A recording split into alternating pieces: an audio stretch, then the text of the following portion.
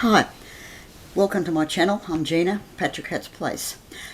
I'm going to talk today about some of the books I've recently bought. I've done a quick preview of them in previous videos, but I said I'd come back and do a more detailed flip-through of them. So, the first one, Elvis Behind The Legend by Trina Young. Now this says on the front, startling truths about the King of Rock and Roll. Well, they're not really that startling, but this in the front it says Trina Young does not attempt to rewrite Elvis's biography, but instead focuses on several behind-the-scenes revelations that few know about, even seasoned experts. The stories are sure to alter the reader's perception of the man behind the title, King of Rock and Roll. Well, that's an exaggeration. Most Elvis fans know all of the information that's in Trina's book, but on the other hand, the way she's written it, she's taken various parts of Elvis's life, written a chapter of 3 or 4 pages about each item, and condensed the information into a chapter. So it's very readable. I'm glad I got it because I enjoyed reading it, and it's something that I think a newer Elvis fan would, probably learn quite a lot about Elvis without having to read a big thick book. The photos are okay. It's only a paperback, and it's not, obviously top quality paper, so the photos aren't in a glossy book, but nevertheless, the photos. That was his gold suit, induction into the army. Elvis and Nancy Sinatra, telegram from Elvis to the Beatles, Elvis's benefit concert for the USS Arizona Memorial in Hawaii, Elvis's house in Palm Springs, the gravesite, Elvis the President, the gun that Elvis gave Nixon, Priscilla, and the gold records. That's, I think, a very early shot because the endless rows of Elvis's gold records on display at Graceland, well, I think they're now elsewhere, aren't they? A different sort of setup from that. And then at the back of the book, she gives quite a lot of information. Appendix A, Elvis and the Beatles certified US records. Well, really, I mean, who gives a damn about what the Beatles sell now? Like I said, I wouldn't be even worrying about that back in 2015. The Beatles are totally irrelevant. Now, what's she got here? So that's that, and then she's got, excuse me while I flip through it. Get past the Beatles. Appendix B, Elvis's movies by the numbers. 31 films are ranked by total domestic box office earnings. Well, look, facts and figures. And that's only in the US and Canada, so I suppose it's interesting to some people. And then at the end of the book, she's got notes, and she quotes all the references that she's used, the things she's referred to when she's written her chapters. So it's very comprehensive. For a small book, it's, I think it's worth buying. The next book I'm going to talk about is Dolores Hart's book, The Ear of the Heart. Now, Dolores Hart, as most of you know, starred with Elvis in Loving You and King Creole. And Elvis's, the film with Loving You was her first actual film, I suppose. What would you say? I can't think of the right words, but anyway, yeah. Her first major film, shall we say. She starred on Broadway, and she was in a couple of other smaller films, feature films. So, yeah, there's a bit about Elvis, and it's very complimentary. I'm going to read some of it out to you because I'm not saying I wouldn't recommend the book. As far as an Elvis fan goes, there's not much in it. What's in it is interesting, but, you wouldn't buy it just to have it in your collection for an Elvis book. She says, I guess I was the only girl in America who wasn't insane over Elvis Presley. I'd never been interested in rock and roll. It all sounded much the same to me. So when our director, Hal Cantor, introduced Elvis to me, I wasn't meeting Elvis, but a very charming, soft-spoken and polite young fellow who was immediately on his feet. He took my hand and in true Southern gentleman style called me Miss Dolores. He called me that the whole time I knew him. He was the only one who did except for Gary Cooper, but that was later. I thought Elvis was quite sweet, but truthfully I was more impressed meeting Wendell Corey and Elizabeth Scott because they were real movie stars. And then later on, it goes on, more about Elvis, let me see. My first scene in front of a camera was my last scene in the film, The Clinch with Elvis. The set was small but hardly intimate, with the crew, of course, and all of Elvis's boys, 4 or 5 young guys. I think most of them were cousins who followed him everywhere. Mr. Cantor stressed that we hold the kiss until he called cut. During the take, it seemed as if we held that kiss for 10 minutes. Elvis himself finally broke away and called cut. He apologised, but said he had to come up for air. Mr. Cantor said that was all right because the take was no good. It seemed I began to blush and my ears got bright red. Another take and the same thing happened. So production stopped while Wally Westmore fiddled with my makeup. Another take, more red ears. Mr. Westmore finally had to devise a completely set of new makeup that would mask my rosy countenance. Elvis and I headed off right away. He seemed to be in the same boat as I. He had just finished his first movie, but was still way in the dark about filmmaking. He was a dream to work with. He had a marvellous sense of timing, which isn't so surprising, given that he was a musician. He took direction quickly, though it wasn't always from Mr. Cantor. Colonel Tom Parker was on the set at all times, standing more often than not right behind Mr. Cantor. When the director called cut, Elvis never failed to look first at the Colonel for approval. On the set, Elvis always had his guitar with an easy reach and would strum it and sing whenever the spirit moved him, which was often. You'd never find him in his dressing room. He would walk around the set almost childlike, talking to people and bumming dimes for the Apple machine. Elvis never carried loose change. As much as he loved to sing, he loved to kid around. That's where his boys come in. Like all young kids, they were forever laughing at their own jokes. Yeah, it goes on about that. Let me see. And yes, Elvis did ask me out. We'd been shooting for about a week when he thought it would be nice for us to get to know each other. I did the unheard of. I turned him down. I didn't want to be thought of as an opportunist trading on his celebrity while we were working together. So, see, there was a knot of my granny in me. I patted myself on the back for this stand when I wrote to my granny. This Natalie wouldn't. I would have gone out with Elvis after the film was finished, but he obviously took no for an answer. He never asked me again. Loving You as a hit. Let me see. Yeah, and it goes on a bit more about her life. And then it talks about King Creole. Mr. Wallace flew the entire cast and crew except Elvis, who didn't like to fly, to the New Orleans location on a chartered flight. When we arrived at the New Orleans airport, we got our first look at what was going to envelop us for the next several weeks. Kids, hundreds and hundreds of screaming kids. New Orleans remained a madhouse for the entire shooting schedule. On the very first day, Elvis was mobbed when he tried to enter the hotel. It goes in a bit further about that. Then Elvis was much more serious this time around. He was getting quite knowledgeable about the movie business, much more than I was. He knew Mr. Wallace made important pictures and he wanted to be associated with quality. He desperately hoped that King Creole would be the beginning of a new direction for his movie career.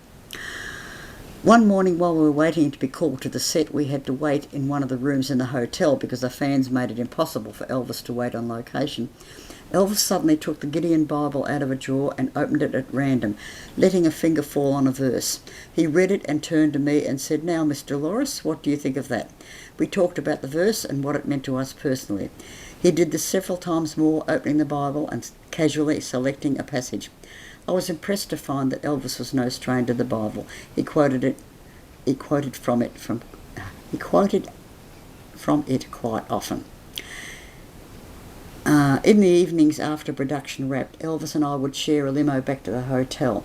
There were always hordes of shrieking teenage girls reaching out to touch him.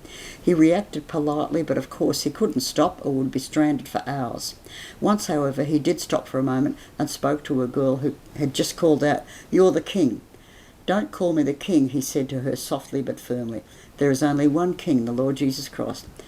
I thought that was lovely and wanted to say something to him, but I was too shy. Another evening, just as the limo pulled away from the crowd, a girl thrust her arm into the back seat, hoping to touch him. Her sleeve caught on the door handle and she was pulled along with the car. Elvis shouted for the driver to stop. The car came to a halt before she suffered any injury, but Elvis got out anyway and made sure she was all right before we went on. The last time I saw Elvis was at a birthday party I gave for Jan Shepherd at the Hazelton house. I invited Elvis and warned him that he had to be on time because it was a surprise party.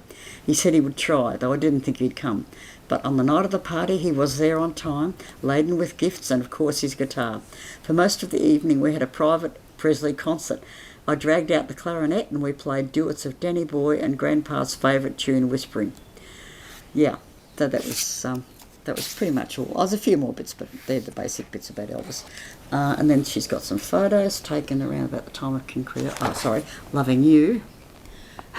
That's a funny shot. On our wonderful director, kind, helpful, and funny Hal Cantor shows Elvis how to do it. How to kiss Dolores. And this one's nice too.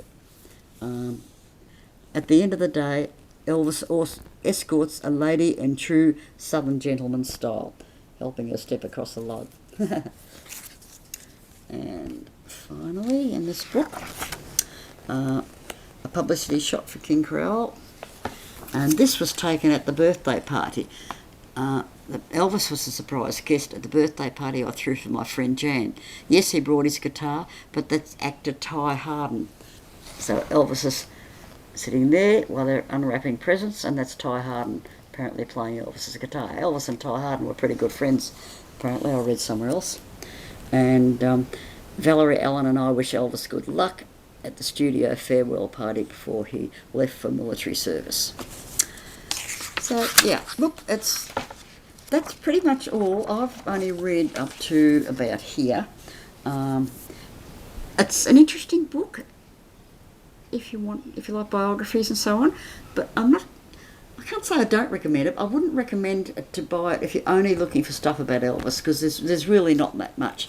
I think it'd be nice if I was able to borrow that from a library, read it and then send it back. But anyway, it's in my collection now. So now this one is another. I've got one version of Where's Elvis, like the Where's Wally books, but this is another version. I like this one better actually. Oops. Here's Elvis Find the King of Rock and Roll. And there's a bit of a life story about Elvis, and this is the image you're supposed to look for in the pictures. Memphis Blues Club. Now, let me see, did I find Elvis in that one? I found Elvis in most of them. I've got to think where he was now.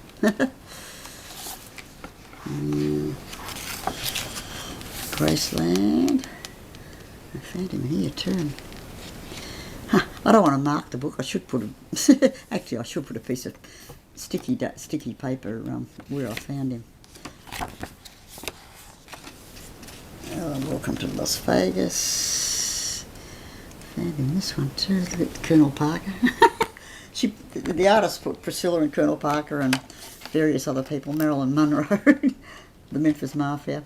Put them all in here somewhere. In pictures. Jailhouse Rock. Did I find Elvis in this one? No, I don't think I did. Dreamboat. Now I remember finding him in this one. He was over there somewhere. There he is, yeah. But they're quite comical. these Where's Wally or Where's Elvis things. G.I. Elvis.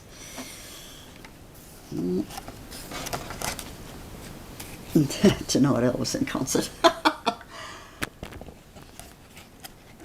next one is The Wedding. And these little things. I'm your true love. Don't do it, Elvis. Marry me instead. Elvis. And he's in the crowd somewhere. Hawaii. Heartbreak Hotel. Yeah, where do I see Elvis in this one? Down there he is, down the bottom. Yep.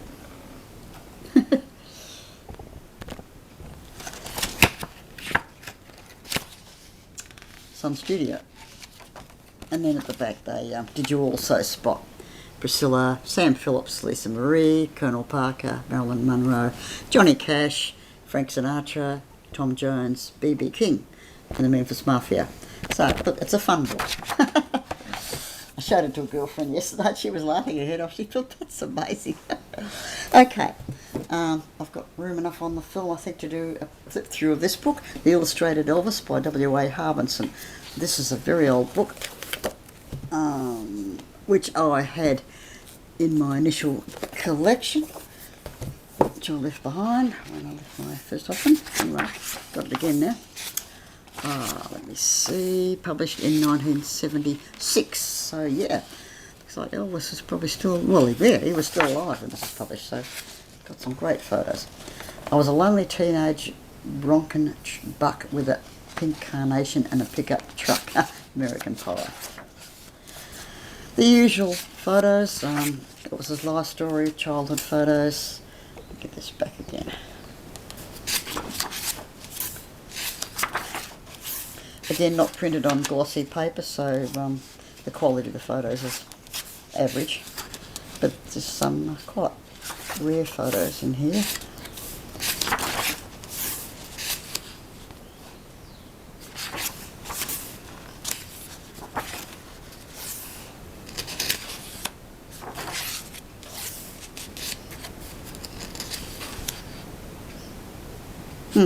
We're not being moody out the back of Graceland above. Elvis is being scandalous on stage. Relaxing and then being scandalous. Well, he loved spreading his legs, didn't he? Okay, enough of that.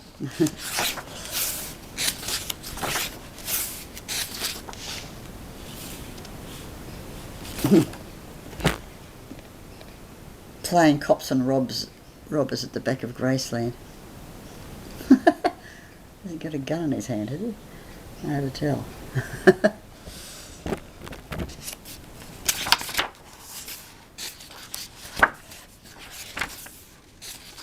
It's a long, long time since I've read this book.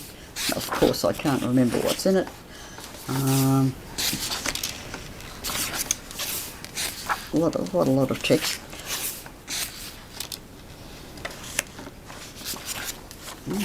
Tilt this up a little bit. Oh, hang on.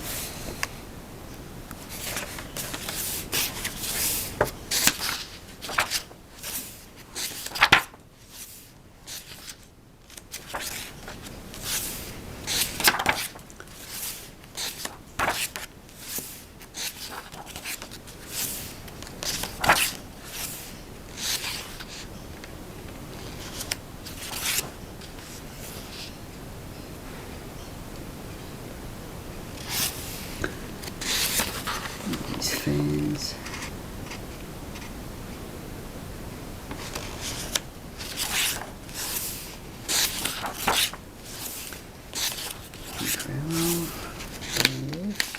What else? Loving You, sorry, not King Corral.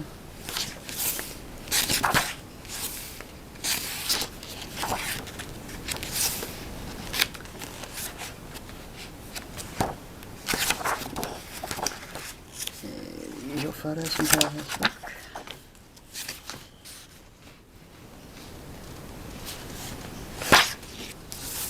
Now the control.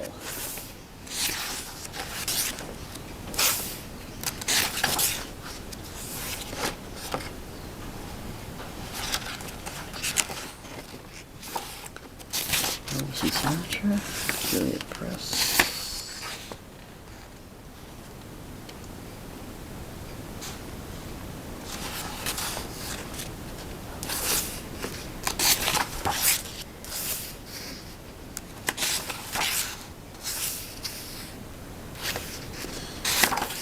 Country.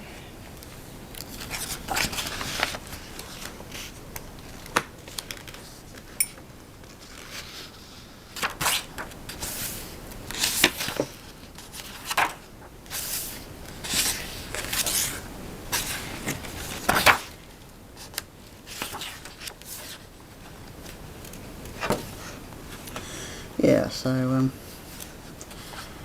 rest of these. Gosh, all the fight photos. Punches someone and tickle me. Kicks someone and roust about. Rick's a bar and girl happy. Again, Johnny.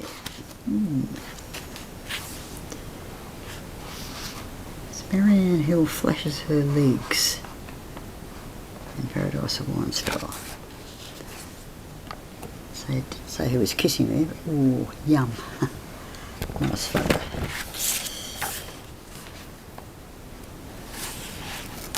Yeah, they're not, it'd be nice if they were clearer, these photos. It is what it is. It's an old book, so.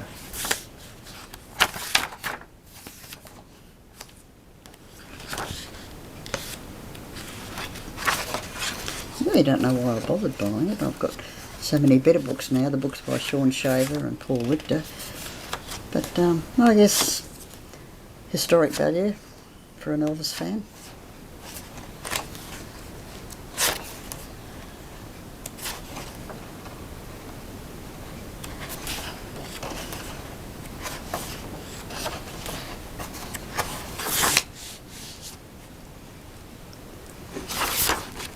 Yeah. So, okay. Well, that's that for this video. The next one I think I'll do Sean Shaver's books. Seeing I've got 3 of them now, and they're well worth flipping through. And I might even put on some Elvis music when I do that, because there won't be much talking. It'll be just looking at beautiful photos. Bye for now.